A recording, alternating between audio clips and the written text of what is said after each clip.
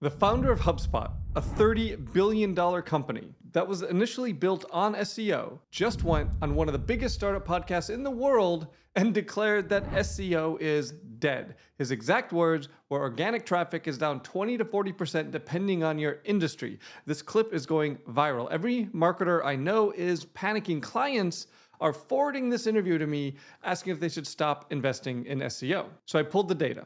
Now, what I found is that Dharmesh is 100% telling the truth, but only for about half of the internet. The other half, which happens to be the half I work in every day, the numbers look nothing like what he's describing. Let's talk through what's actually happening. You ready? You ready to talk about it? Let's watch. Dharmesh runs HubSpot, which is a $25 or $30 billion company that makes billions in revenue, and he's a billionaire. On this episode, we wanted to talk to him about the early days. Like, how did you actually get HubSpot off the ground? You had no money, you didn't have any connections, and he figured out a new model of marketing around blogging and SEO. And we wanted to talk about what did that look like then? Because today with AI and ChatGPT, seems like there's a new opportunity. But you can go and look at some of your old blog posts from 2006. And a few things. One, the headlines are evergreen. They're fantastic. Raising capital, friends, family, and fools. Another one is revenue early, revenue often. The other one is the danger of solving venture capitalists' biggest problem. Like really good headlines, for one. And two, there's days, like there was a day in November where you posted 5 articles in a day. And then for the most part, in 2006, 2007, 2008, when I imagine HubSpot, I don't know when HubSpot started, but I think 2006. So you are running a company, or an early stage company that is probably takes up your whole life. And I think, I don't know if you had a family at that time, but I'm sure you're very busy. But your personal blog is posting something like 3 to 5 articles a week. Not even your company's blog, your personal blog. Pretty crazy.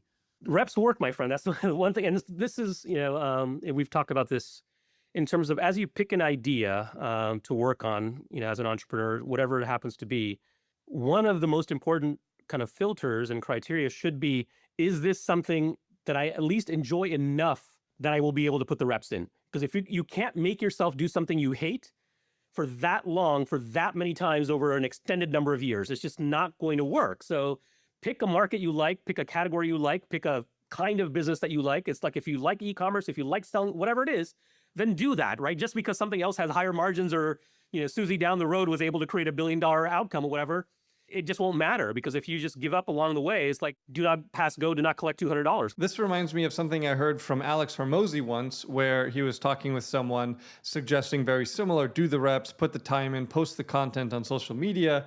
And he said it's really, really hard to do something 1,000 times and not get really good at it. So very similar advice. That just came to my mind. Did you guys see this video that's going semi-viral of the YouTube founders early on? Have you seen this? What's this? No. So this is 20 years ago, and this is Chad and Steve from YouTube, and they're just in their office talking. But basically, it's the guys saying like, they're just sitting around. They're like, I was kind of depressed last week. Like we have 40 videos on the site. And, if I came to the site, I'd be gone. And they're just like, yeah, this sucks. And this is YouTube. This is the founders of YouTube. And you were talking about like, early days blogging. It's like, yeah, I got 6 visitors and I got 8 the next week. And, being able to persist through that time and then the volume, right? Like you just don't have enough videos. It's not that YouTube doesn't work. It's that YouTube with 40 videos doesn't work. It's not that blogging doesn't work. It's your blogging once every 2 weeks doesn't work. Yeah, I mean, again, this isn't related to SEO, but when I first started my YouTube channel, and if you really want to see, you can scroll down and look at the oldest videos on this channel. But when I first started my channel, pretty much the only people watching the videos were like my editor, and that's it. It was really just my video editor. So yeah, it takes a lot of persistence to build something from the ground up. We talked a lot about SEO, and like that's good because history doesn't repeat, but it rhymes. What's the new wave? So the new wave, and I think just like SEO created an opportunity for SEO consultants, SEO agencies, and businesses driving direct traffic organically, I think we have a new thing now. So a couple of things are happening. One is, and lots of marketers have been hit by the AI stick in a way, which is organic traffic that used to come through SEO very, very predictably, including to folks like HubSpot. We are very good at the SEO game, have played it for a long time, has gone down literally by about 20 to 40% based on which industry you are in. And the reason it has gone down is that historically, the practice of search is that we would go to Google, we would type something in, we would get 10 blue links, right? That's the whole game. As it turns out, there's this new thing called AI and a new app called ChatGPT, which has 800 million weekly active users. And what people are doing now is not going to Google and getting 10 blue links, or like going to ChatGPT and just asking a question and getting an answer. And that's it, right? It's like, okay, well. So he's not 100% accurate here. The first thing that I want to say, a lot of people are very surprised to hear this, that Google search volume is actually trending up. What seems to be the pattern is people are going to a tool like ChatGPT, like Dharmesh said, asking for its help, its advice, its input, and then whatever ChatGPT suggests, they're taking that information and running over to Google and dropping it in Google. Beside that, yes, organic traffic has dropped for a lot of search queries, especially search queries that now have the AI overview. So enterprise, B2B, informational content is really getting hammered because if AI can answer the question, then people typically aren't clicking through to the actual website. That being said, AI overviews trigger on only less than 8% of local searches versus 25% of non-local searches. So search engine land, their data suggests that local businesses aren't seeing this type of alligator graph. The disruption is real, but it's not evenly distributed. It's mostly limited to these informational non-local searches. There's no click through. There's no reason for someone who's like, oh, just tell me the answer. Instead of me having to go through and read the articles from those 10 blue links and then figuring out my own answer. So like, just do it for me. And so that's happening already. You can see it in the actual kind of data as we've seen. And so what's happening now is there's this new emerging discipline that says in the same way we had search engine optimization, we have what we're calling AEO, which is AI or answer engine optimization. It's like, okay, well, before people were going to Google, doing a search for my product, my service, my industry, my category, and my job was to be one of those 10 blue links. Hopefully the higher the better because it's a power law curve. Now it's like, okay, well, people are looking for products in my category, services in my category. They're looking in ChatGPT. Let's just say that's the number one app right now. How do I show up as an answer or part of the answer when they do that? So that's the emerging discipline of AEO. Yeah, completely agree. The only thing that I would add here, just for clarity, like 95% of good AEO is basically good SEO. Because what you're doing in SEO is you're optimizing your website so that a robot, an algorithm, can read it and can understand it. Then you're building trust on that website so that robot knows that your website is one to trust, okay? Those are the exact same things that you need to do to get ChatGPT to recommend your business. You need to build your website structured in such a way that ChatGPT can look at your website and understand the service that you offer. And you then need to build up trust online so that ChatGPT can see that trust and know that you have a trusted business. Incredibly, incredibly similar disciplines. AEO is basically good SEO. A few things that are distinctive about it. One is the click-through rate in terms of web traffic to your site through AEO is going to be down because if they just get the answer, there's no reason to come read your blog post about X, where you stole the virtues of how whatever your approach is. And this is for informational queries. Absolutely agree. And it also lists way less. So if you say like, what's a good clothing company or whatever, like you only get like 4 options, whereas on Google, I can click next. And you can connect, yes. Which no one ever, by the way, did. There was a running joke in the SEO world is if you ever had to hide a dead body, hide it on the second page of Google search results because no one ever went there. That's my favorite joke in SEO. It's the only one I know, so by default, but yes, I use that one often. All they would do is they would just rewrite the query. They would not click next. They would just rephrase their queries. Like, I must have asked this suboptimally or wrongly. I'm just going to rephrase my question instead of going to second page. But anyway, at least I get 10. Like a lot of what I noticed when I asked ChatGPT stuff, it's like they give me like 2 or 3. I agree. Yes. So it's even more important. And that's what engineers and math people would call like a binary outcome. So it's like either you show up or you don't, right? If you're not in the actual citations in the answer that was given, you might as well not have played the game because there is no difference, right? So you're actually literally zero. Yeah, 100%. I've said this before also, especially if I'm talking to a client and I say, hey, here's what we think it would take to rank you into the top 3, because for local search, there's only 3, there's not 10. Here's what we think it'll take you to rank in the top 3. And they'll say, well, that's out of my budget. Can we do half of it? And we'll say, no. If you don't do enough to get into the top 3, then you may as well do nothing at all.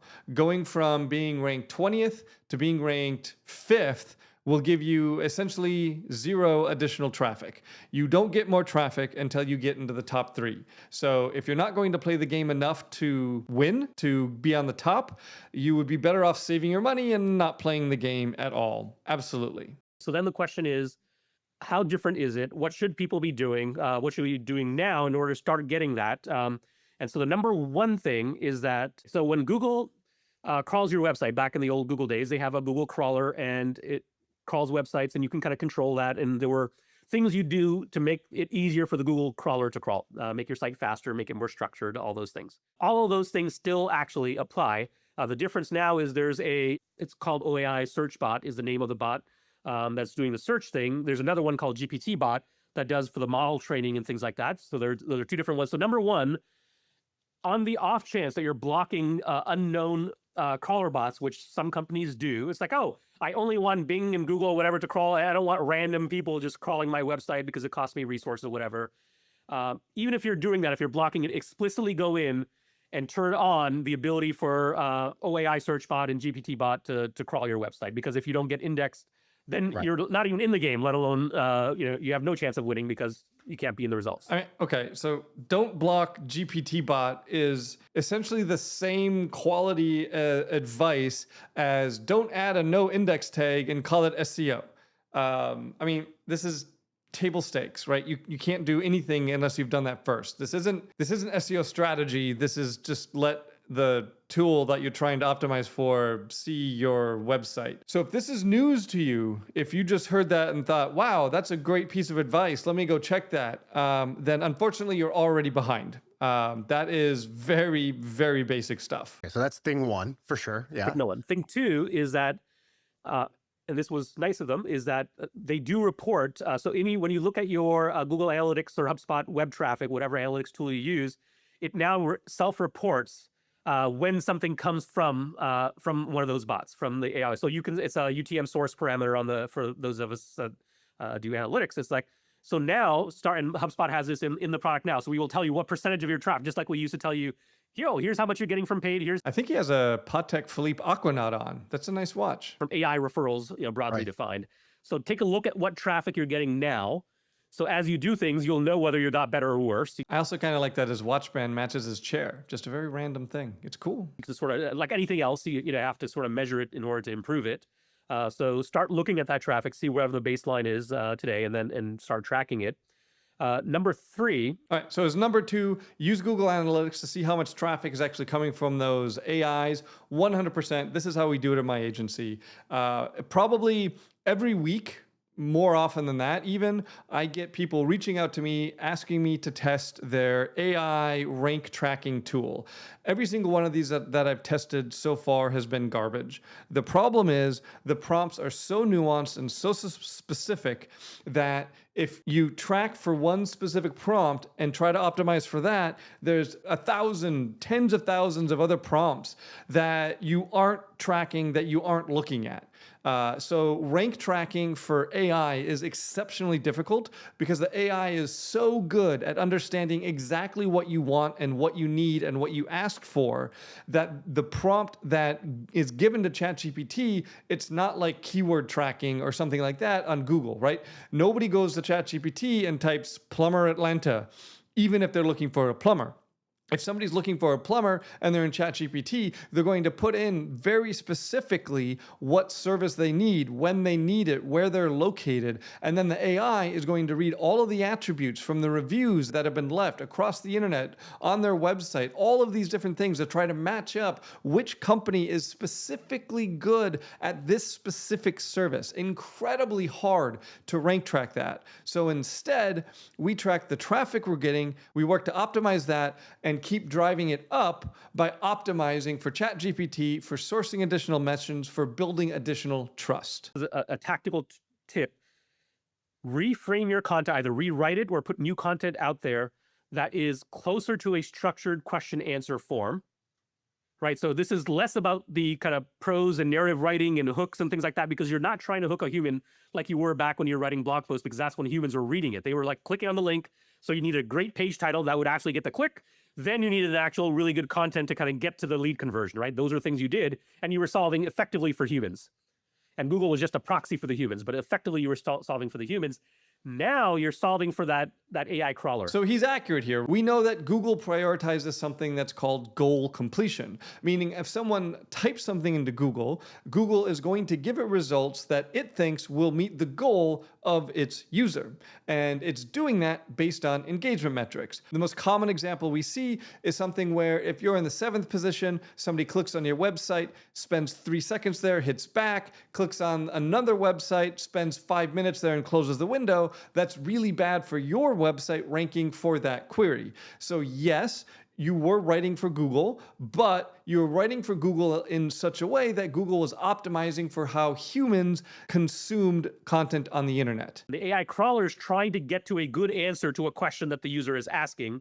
And it's easier. It's like, if the question is, what are the top CRMs for small business and startups? There should be a web page on the HubSpot website that says, here are the primary factors that kind of influence what you would pick or whatever. And here's why, the 7 reasons why HubSpot is the top thing, whatever. It's like, make it easy for them. 100%. This is very, very similar. And I keep going back to this. Back in the day, before the AI overview existed, there was something called featured snippets on Google, where Google would pull answers out of pages, put them above the search results, and to answer specific queries that people are typing in. Featured snippets is now a thing of the past. AI overview has largely replaced it. But what's interesting is when we talk about optimizing content for AI, it's exactly the same thing that we used to do when we would optimize content for the featured snippet. So we're going to take a look at the question that we're optimizing for. We're going to use that question as like an H2 or H3. And then when we answer it, we're going to rephrase the question to make it super clear that that's the answer. So for something like, what temperature should beer be stored at? Then the answer we would write is, the temperature beer should be stored at is 35 degrees Fahrenheit. I don't know if that's true or not. Feel free to correct me in the comments if I'm wrong. But the point is that we're going to repeat questions that we think people will be asking. And then below that, we're going to repeat the question again as we give the answer, so that these very simple pattern recognition LLMs will understand exactly what we're saying and can pull that information out and cite our website as a source. Number 3 is all the things you used to do in classic SEO. Most of them still work. You still want page authority, because ChatGPT specifically, when it goes off and does things, what it does is, you type a question, what's the best CRM for small business? It will take what you type into ChatGPT and it will convert that. Before we move on, the other thing I want to talk about here is to reframe what he's saying for local, because for local, we're not optimizing for the AI overview. What we're doing is we're optimizing essentially for Ask Maps, or at least we will be optimizing for Ask Maps soon, or we're optimizing for the current rank algorithm. Now, your Q&A content lives in your Google business profile. Your service descriptions, your review text, all of these attributes that live on your GBP, those are where the Q&A live, because your GBP is the heart of your business entity when we talk about AI-driven local search. So it's the same principle that we've been talking about for the AI overview, except making sure that the GBP is optimized for AI to understand your business, what your business does, how your business functions, the types of things you do, the things that you're good at, all of this based on the attributes that are on your GBP. All the things you used to do in classic SEO, most of them still work. You still want page authority, because ChatGPT specifically, when it goes off and does things, what it does is, you type a question, what's the best CRM for small business? It will take what you type into ChatGPT and it will convert that into search queries. it will paralyze them. So it's going to do a bunch of Bing queries. Bing is what it happens to use. A lot of businesses do the GBP, that's very, very important, and then they don't bother to do the Bing for Business. Bing for Business is basically Bing's version of the GBP. It's very easy to do. In fact, you can copy your GBP over to Bing. But a lot of business owners just don't do that. And that's a massive problem. Bing ChatGPT can sometimes struggle to actually look at and read your GBP. So it's very important, if you want to get recommended by ChatGPT, that you have a Bing for Business profile. Goes out and gets asked by ChatGPT. It says, hey, the user is asking this question about small business and CRM. It may rephrase the query, but it's still going to do a Bing search. It will come back with a list of pages. Those pages go back to ChatGPT. ChatGPT puts it through the LLM and comes up with the answer that's then going to show the end user. So getting high authority links, showing up in Bing, doing all the kind of classic good practice white hat SEO stuff still applies. Yeah, he's basically saying what we talked about earlier, that being recommended by ChatGPT, other AI systems, is basically the same thing as doing SEO. So to say SEO is dead, massive clickbaity title, SEO has changed, right? We're basically still doing SEO. We're just doing it maybe a little bit differently, maybe doing a couple of new things, but 95% of optimizing for ChatGPT is exactly the same as optimizing for Google or optimizing for Bing. By the way, I just typed, I said, I'm a small business owner and I think I need some kind of place to keep track of customers and prospective deals. What should I be using? All right, HubSpot was the second answer in the thing. It said, here's the top. It goes, you need a CRM. Here's what a CRM does. And then it's like, here's the top CRMs for small business 2025. But it looks like in this case, it literally just, the ranking is just pulled straight from TechRadar's article. Like TechRadar has some article, I've tested 13 of the best CRMs in 2025. And it just like pulled that exact list and it put a comparison table in there, like you said, and like, it just gave me that as the answer. Whatever TechRadar said is the answer here. So that seems a little tricky. Yeah, that is a very common issue. And in fact, we have a client of ours who, they're a law firm, and they recently had a very large settlement. So we put information about that settlement on their website, and then we put information about that settlement in their schema. And very quickly, we got to the point where we could ask ChatGPT to recommend a law firm in that city. And not only was ChatGPT recommending our client, they were almost word for word using the information that we had put in schema and repeating it as that answer. You should use this law firm because, and then repeated the settlement information almost word for word. It's pretty wild what ChatGPT does sometimes when you structure the data and your websites in the right way so that it can understand it. Even early on, Google had what was called a keyword. What do they have? A tool? Yeah, they used to call it one thing and they changed it. So like in the early blogging days, you could type in like a certain word and it would tell you ballpark how many people are searching for it. And you're like, and then it would also tell you how much competition there is. And so I could just like replicate. The tool he's thinking about only works for Google Ads. So the competition is how much competition that keyword has in ads, not organic. Replicate that. I don't think that it exists for ChatGPT, does it, Dharmesh? It does not yet, no. And it's the other thing that doesn't exist yet is that we don't really get, so back in the early years of Google, as part of the data that would come through in your traffic analytics, you would see which keywords people were searching for. It would show up in HubSpot, it would show up in Google Analytics. Google has subsequently kind of curtail that so they don't pass that kind of granular, what we think of as like intent data, what was the user actually searching for. Google Search Console will still show you what queries people typed into Google, which led them to visit your page or which led to your page being ranked. What Dharmesh is talking about is you used to be able to link Google Analytics with Google Search Console, and then all of the power of Google Analytics and conversion tracking and session tracking, all of that could be linked back to the individual search query that someone typed in. That link is now broken, but you can still see all the analytics data and you can still see all of the Search Console data. You just can't see what someone does after they type a query into Google and then end up on your page. But yeah, I think things will evolve. So a couple of more kind of tactical tips that I think are applicable today. Shaan, for you, and this may be happening automatically based on being on the Shopify platform, but one of the things that ChatGPT and the AI engines really like is structured product catalogs, right? Because as you would expect, it's like, oh, here's the standard semantic web way of describing the product catalog, which is size, color, all those things. Right. And then another key thing is inventory. It's like, is it in stock or not? So obviously he's talking about an e-commerce site, but more broadly, he's talking about schema or structured data. This is very important for the AI systems. It's very important for Google's algorithm, and it's incredibly important for local businesses. So every local business 100% should have structured data on their website.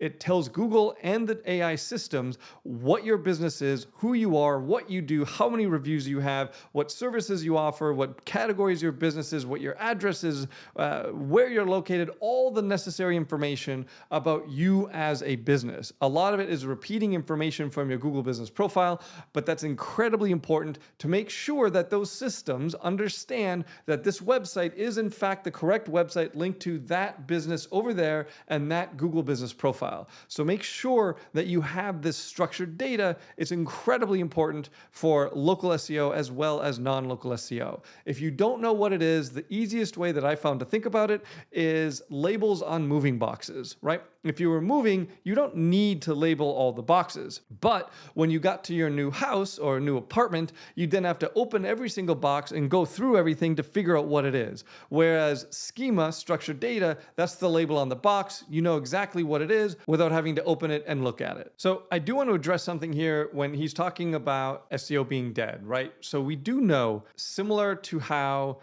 Google search went from 10 results to 3 or 4 results for ChatGPT, we do know that these AI local packs, and right now they're from Ask Maps, a very recent thing introduced by Google. Those AI local packs are compressing the traditional 3-pack to 1 or 2 results.